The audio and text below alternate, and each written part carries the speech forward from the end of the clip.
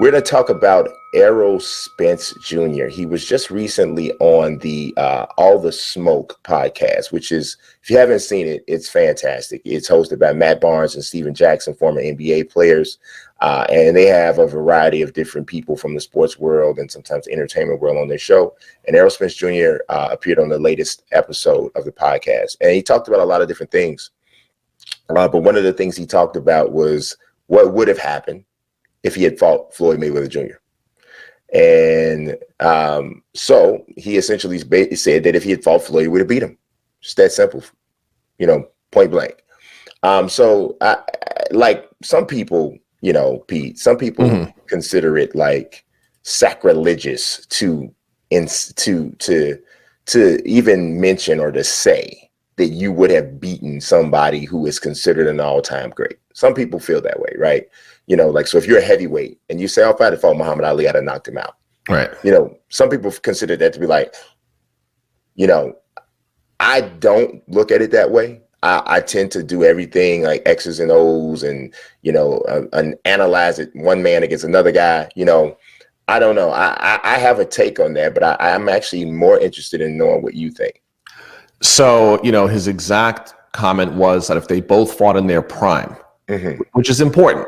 Yes, it is important. If they both fought in their prime, that he would have beaten Floyd Mayweather. And my initial response to that is that, and I preface this with the fact that I think Errol Spence is a great fighter. But I think he's being delusional with that comment.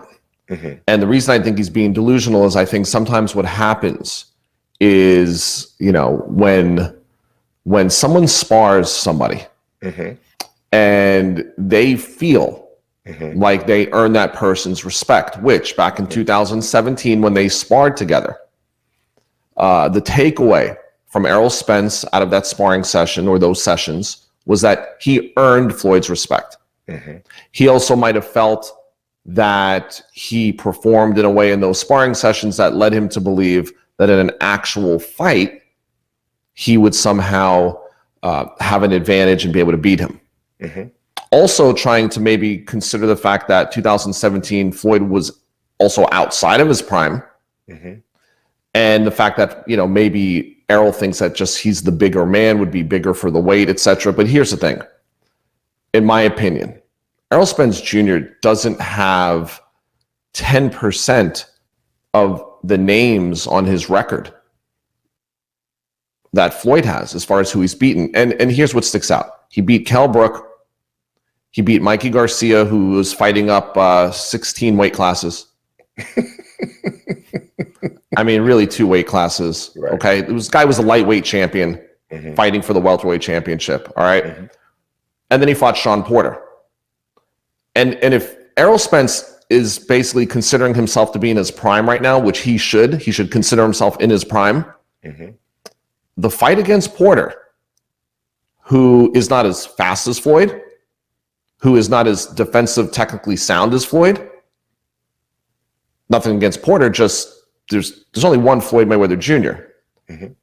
And also, when you look at who Floyd did beat in his prime, I'm not sure that Errol Spence would necessarily beat all of those guys. So what I think is that I think quarantine has people thinking some crazy things. You say he quarantine crazy. Quarantine crazy. Because I think what happens is people just start like getting a little bit, not just delusional, but, so he's like sitting over, I could be Floyd. Right.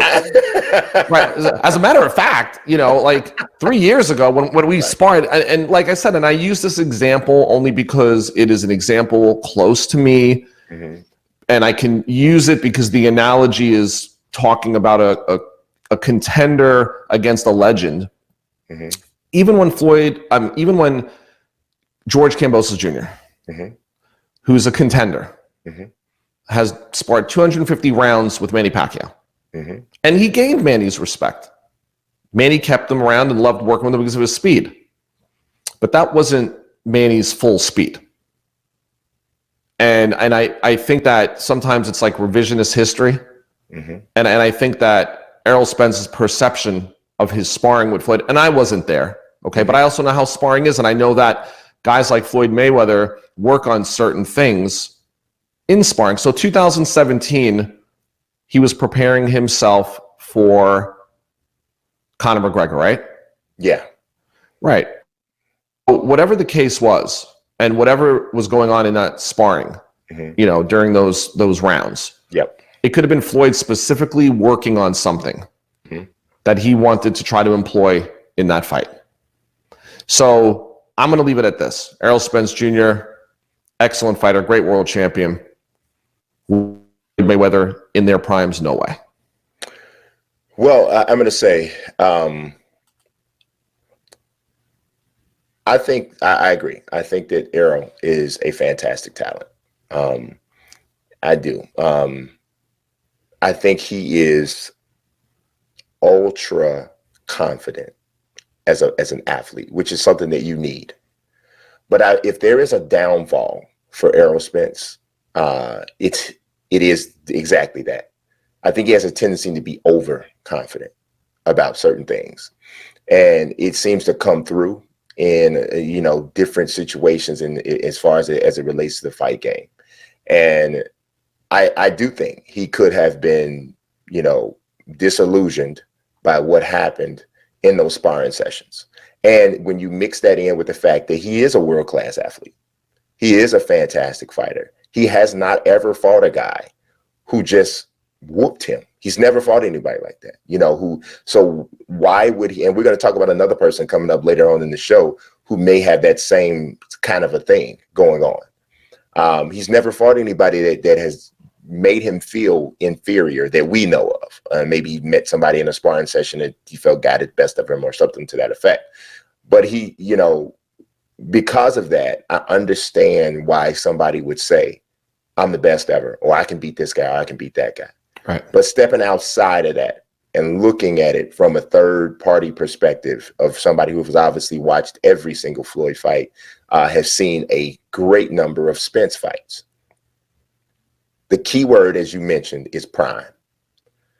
First of all, I would suggest that prime Mayweather is not even in Errol Spence's weight class.